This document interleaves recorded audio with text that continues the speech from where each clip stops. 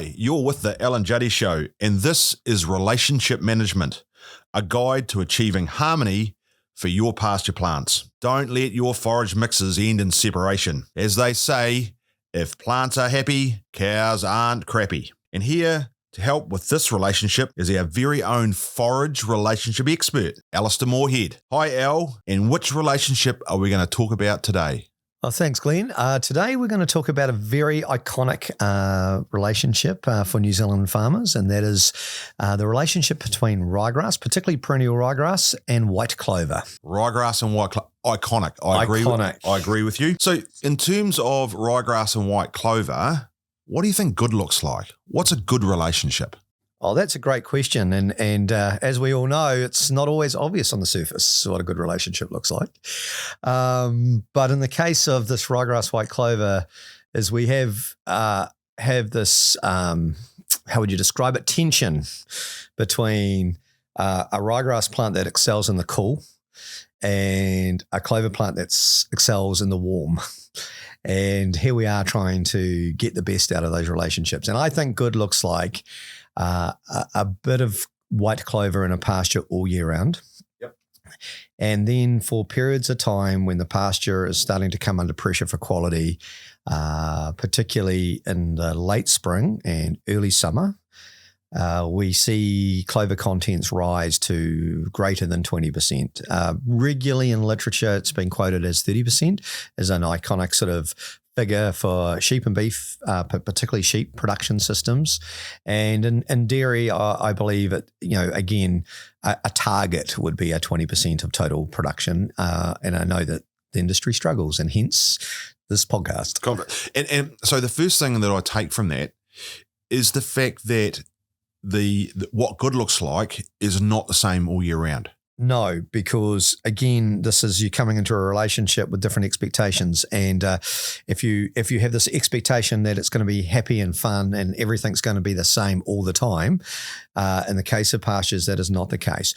Temperate ryegrass excels in cool conditions. White clover excels at and is in its prime at 20-degree air temperatures, and when you're in a temperate landscape, the gap that is under 20 degrees air temperature is quite large. And so the gap when ryegrass is in its prime versus clover when it excels is very large. And so it is about having an expectation of the role of each of those species and recognize that we value white clover for other traits other than its quality traits, and that's nitrogen cycling.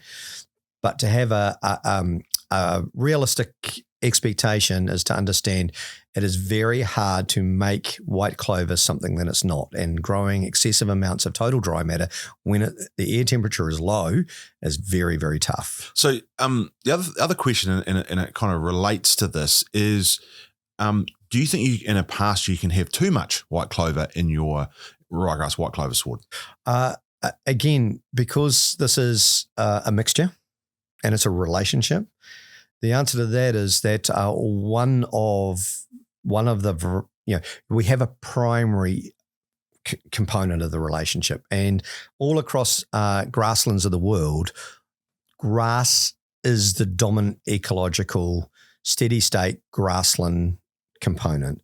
And then your dicots sit into other proportions within those pastures, and white clover is a dicot, and then so it fills a natural ecological position in a stable grassland. So it is to have a scenario where you have too much clover, the reality is your grass is either thinned out, is dying, or is under attack from an insect that is attacking grass specifically, which allows clover to express itself over and above grass. So in those situations, I guess what I'm trying to get to is in those situations from a pastoral situation, the consequence of that is, yes, we may have a very high clover content, but in fact, we may pay the penalty in terms of yield, for example. Oh, sustainable yield in cold conditions, openness of pasture.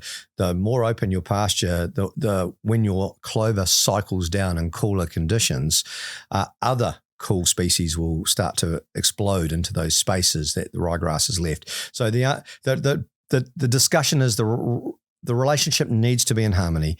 no one should not acknowledge that ryegrass particularly, and grass in general, is the dominant species of a grassland. Yes. Not legume. We manipulate this relationship to keep it in the agricultural optimum zone, of which we've discussed anywhere between 10 and 20 and 30%, where possible, particularly in the summer when ryegrass, particularly its quality declines and its performance declines with temperature. But at the heart and soul of it, ryegrass is a dominant partner in a grassland. So if that's what good looks like, and we're driving for clover contents in that range, and we know that we're going to get a cycling up and down depending on the environment, what are the other things? So obviously environment's one, but what are the other things that other factors that impact that relationship in terms of trying to get as close to good as we possibly can? Absolutely. And I feel it's a journey of the start of the relationship. And that sets the foundation for, what your potentials can be immediately, because after the start, if you get it wrong, you actually have a long journey to get to the happier place in a relationship. You could say that for a lot of relationships, Alistair, if you don't start off so well, absolutely, it's going to take a while. So it really does start to site and paddock preparation. It comes back to soil testing, understanding limitations of existing landscapes. And we've discussed this in Pasture Innovation podcasts in the past. But there is no question that paddock fertility is a major driver of the success of legumes. And the majority of our drive for pasture fertility is actually to provide an environment that is in favor of getting the best out of clover that we can. So we get an elevated nitrogen cycling process, and then we actually get a better grassland because of that. So our parameters for phosphate use in New Zealand are all driven at a target to get more legume.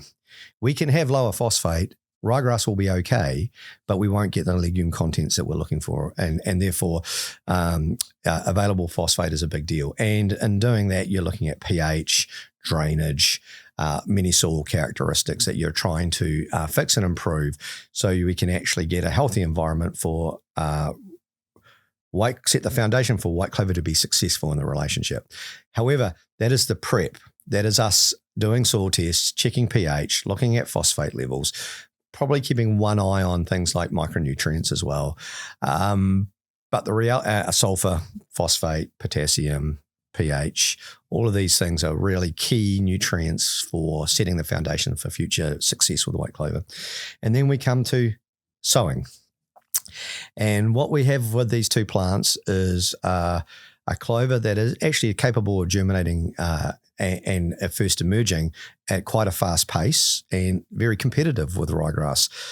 But you tend to find with clover is white clover is that it's a taprooted plant, and it goes from a seedling that it germinates very fast to a plant that virtually stops while it's pumping more reserves down into that taproot to form a bigger initial root structure, where the ryegrass germinates and then it actually continues to push up and then continues to push up with more tillers.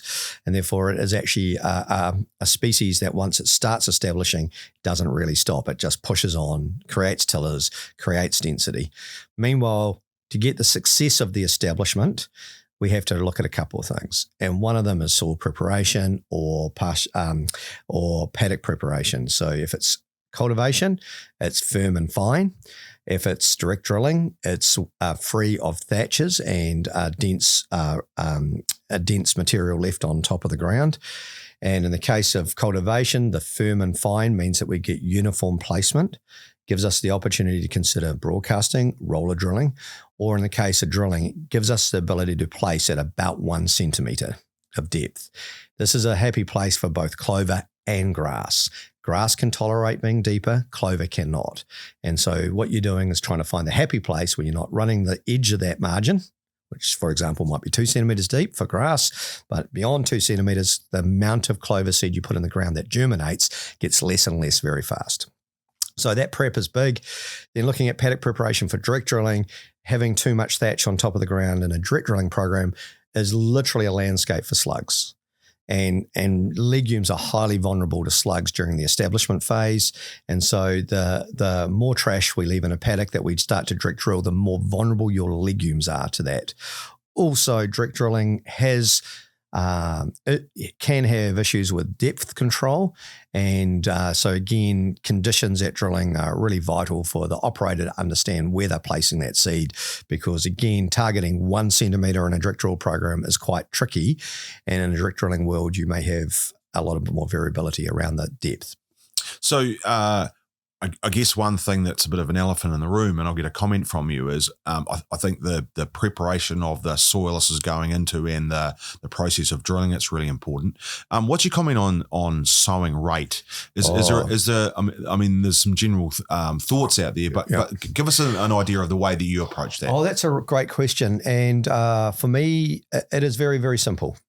We have thousands of hectares a year sown in pasture, and the highest principle that exists and that I must portray in this moment when we're trying to create balance is that we're also trying to elevate reliability.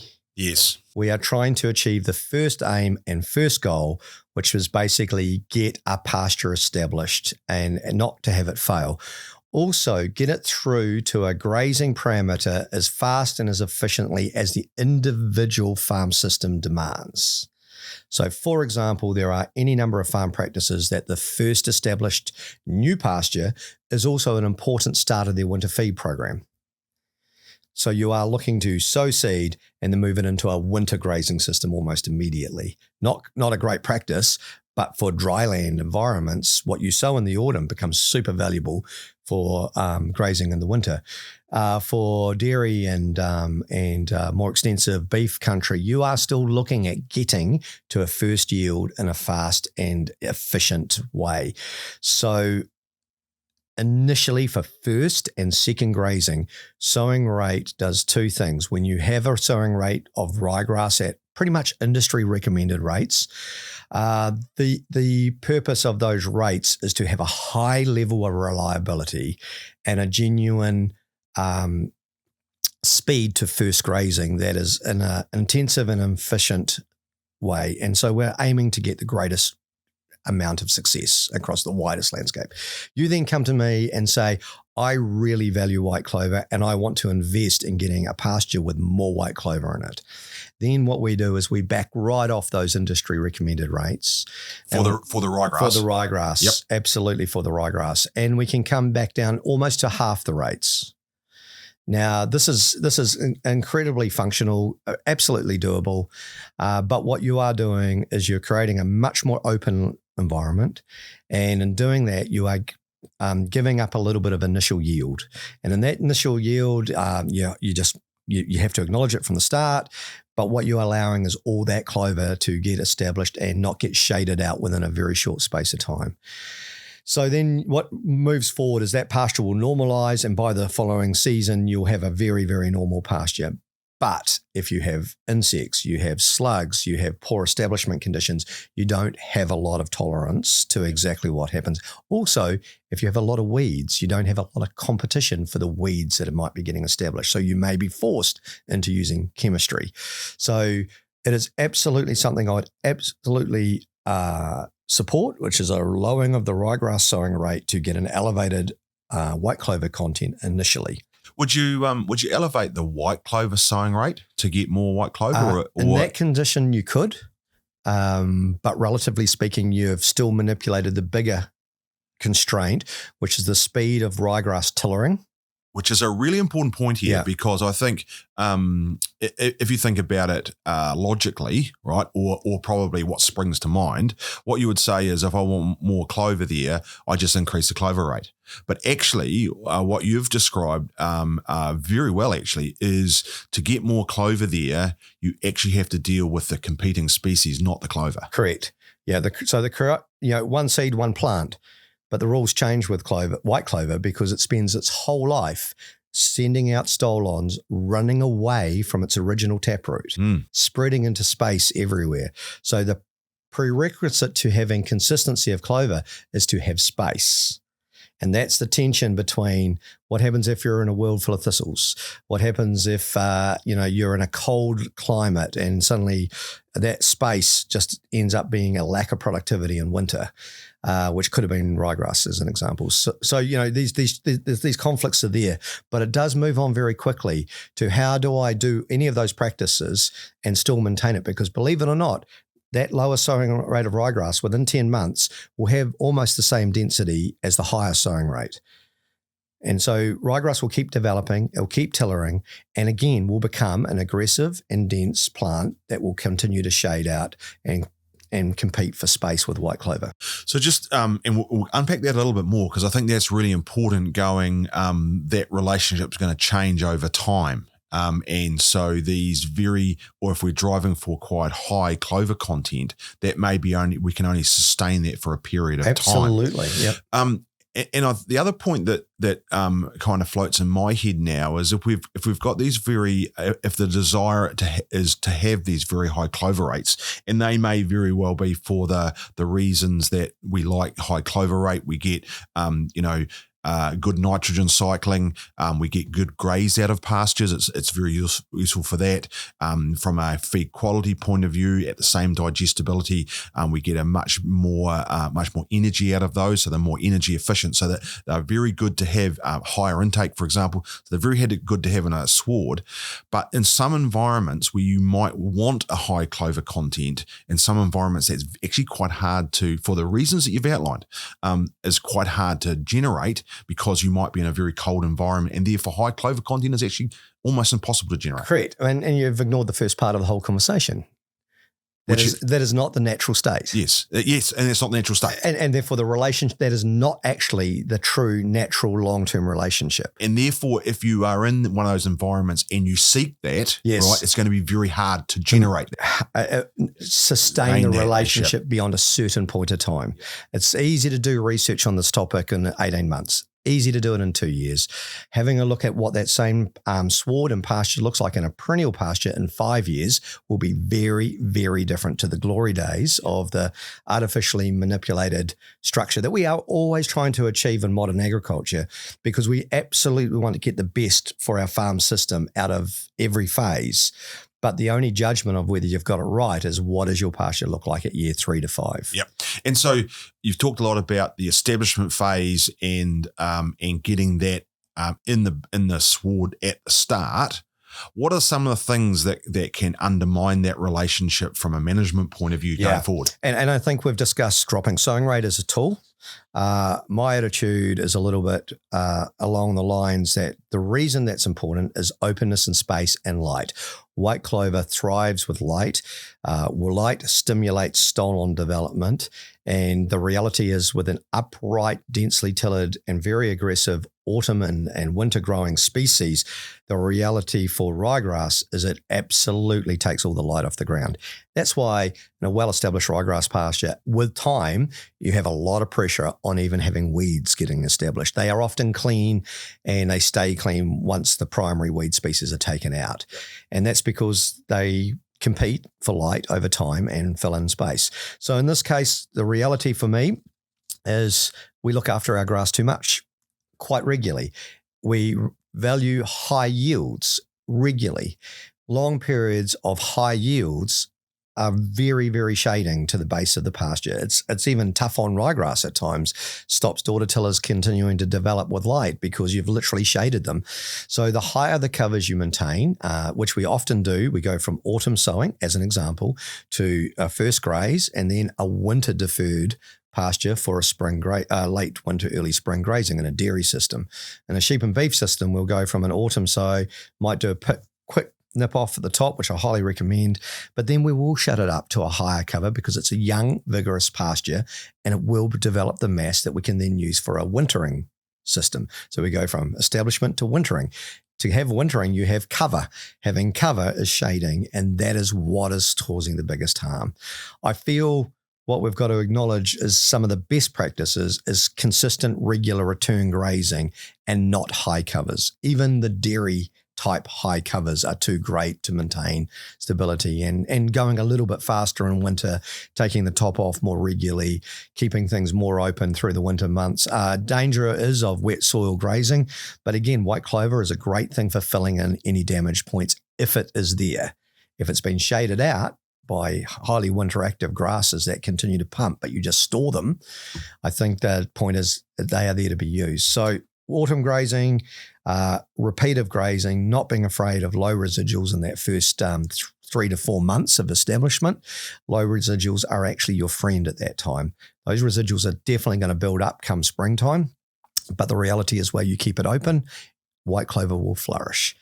Do you think there's a problem, and you're talking about shading, are some of our late heading grasses that hold that density for much later in the season, do you think they are harder for clover to flourish in? I think our experience with these sort of grasses, they're highly productive. They are highly resilient to grazing, but it still comes back to the probably the farm system where we love to have covers. And it's the covers that are the issue, not the grasses. So the bigger point is the longer you hold high covers, the better. The more you feel with young pasture particularly, you're worried about hitting target residuals. If those residuals are thick and dense, you can go lower.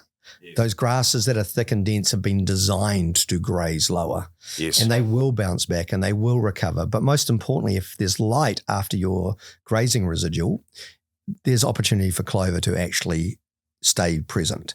And so this is the challenge we have with actual residuals. It's a management structure built for everything, but actually there's certain types you've just described, one, the denser sort of late flowering types that, to be quite frank, are designed to be grazed quite intensely.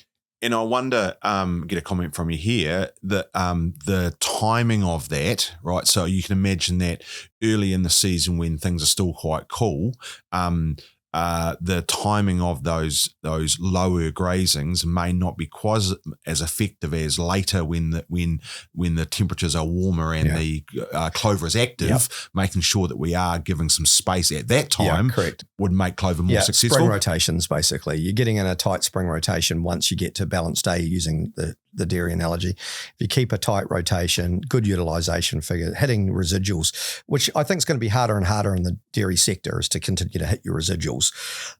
But you hit those residuals, you give that spring conditions with light coming in, you're giving that clover a chance to start building up mass, that when the temperatures, the air temperatures are hitting your 20-degree air temperatures, it is present and it's got momentum to keep growing.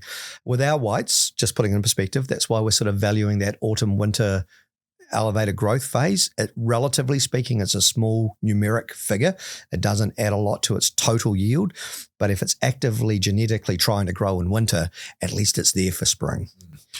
One other comment, and it's one that gets asked a lot here, and I think when we're talking about covers and shading, that it's an interesting add-on, or it should be in that same conversation.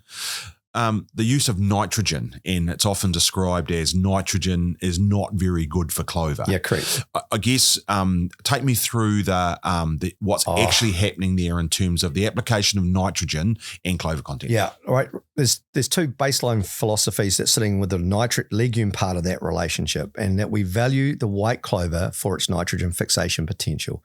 We identify that the use of nitrogen may make the clover plant, remember the rhizobia is not the clover plant, the rhizobia is free living, and it is taking aerial nitrogen and converting to plant available nitrogen in a symbiotic relationship. However, the plant can actually circumnavigate the rhizobia and actually go and get its own nitrogen, and therefore reduce the draw on the rhizobia to be as active. That's okay. It is what it is. That's not the big issue. The big issue is actually I'm now growing more pasture. It is as simple as that. That the harm with nitrogen use is as simple as, am I eating everything I grow effectively and in a timely manner? So if you eat it and hit your residuals and even, come back on a faster rotation because you're using nitrogen, it is much less an issue on white clover content that is projected. We focus on the inefficiency of the clover nitrogen fixation, but the reality is we put nitrogen on to grow more pasture, and that it becomes a weakness when you don't convert it and you don't eat it. Yeah, so actually, nitrogen in the system is a good thing for clover as long as that doesn't result in an increased in shading. Correct. Yeah. And quite often, just putting it in perspective, you then go into a silage system or a hay system and you watch what bounces back first after a huge drawdown of nutrient to create a really lush, large, high-quality silage paddock. You watch what bounces back first. It is literally the clovers because you've just taken a huge amount of nutrient off in that big silage or a hay event, and the clovers have all the light exposed, and if they're still there and present, they bounce first because that ryegrass has just been depleted. The legume now has been triggered back into its advantage where it's got the ready-made nitrogen coming into it and it explodes on that sort of horizontal leaf coming out of a post-silage cut. You just need the clover to be there to start with. So in terms of a bit of a summary now, been a fascinating discussion. Let's just bring us back to those key points, and those are around first of all, what does good look like? And we're saying, well, good is probably in that range of sort of 20 to 30% clover in a sward. If we've got more than that, we're going to pay some penalty in terms of yield.